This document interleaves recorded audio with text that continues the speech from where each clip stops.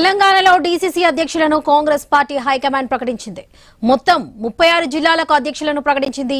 డీసీసీలో BC, SC, ST మైనారిటీలకు సగానికి పైగా కేటాయించింది. ఇందులో పలువురు ఎమ్మెల్యేలకు డీసీసీ పగ్గాలు అప్పజెప్పింది. సంగారెడ్డి, రంగారెడ్డి జిల్లాలకు ఇంకా డీసీసీలను ప్రకటించలేదు.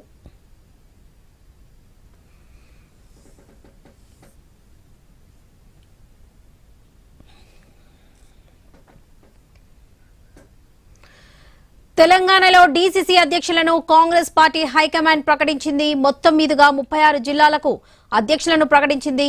డీసీసీలో బీసీ, ఎస్సీ, ఎస్టీ మైనారిటీలకు సగానికి పైగా కేటాయించింది కాంగ్రెస్ పార్టీ.